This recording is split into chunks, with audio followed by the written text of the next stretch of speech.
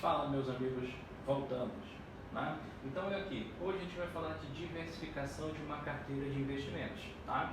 O que é diversificar uma carteira de investimentos? Diversificar é quando você pega os seus recursos e espalha em vários investimentos. Isso mesmo. Quando você pega os seus recursos e espalha em vários investimentos. Você espalha investimentos com pouco risco, médio risco e alto risco. Qual é a ideia da diversificação? É você ganhar na seleção dos ativos. Quanto mais selecionados os teus ativos, quanto mais distribuída a tua carteira, menor o teu risco e maior será o teu retorno. Quando a gente fala disso, a gente estuda o que a gente chama de coeficiente de Pearson, né? Que é nada mais, nada menos do que a correlação. A correlação é vamos dizer assim, é uma ferramenta estatística, tá? Que para investimentos ela vai nos auxiliar porque ela vai avaliar duas variáveis em relação a um objetivo comum. Para a nossa prova, nós não temos o cálculo, mas a teoria é fundamental. Então, a nossa correlação ela se divide em positiva. O que é uma correlação positiva?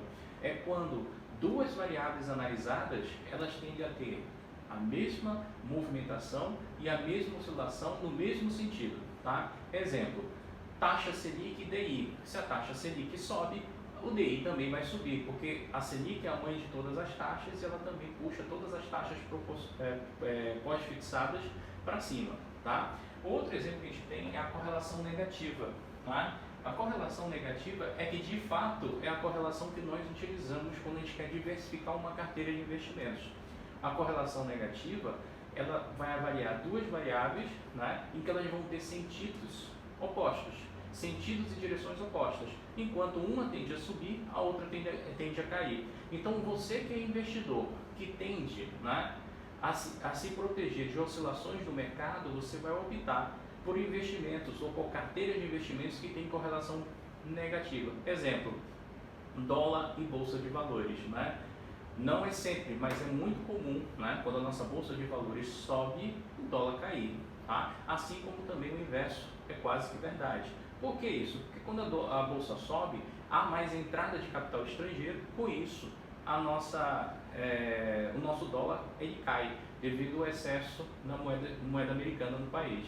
Quando a nossa bolsa cai e o dólar sobe, o modelo é inverso, ou seja, a bolsa cai devido à saída do fluxo de capital estrangeiro, tá? E com isso o dólar sobe devido à falta, à escassez dessa moeda. Tá? Então, um exemplo de nossa correlação negativa seria, né, a bolsa e o dólar. Mas eu também tenho uma relação também na renda fixa.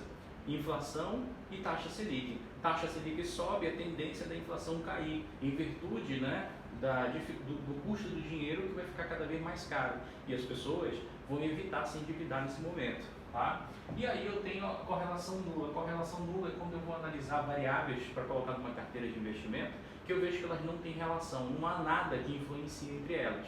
Para a prova de vocês, o que não se cruza, o que não se relaciona é o dólar com a taxa Selic. Tá? Ficamos aí, um abraço.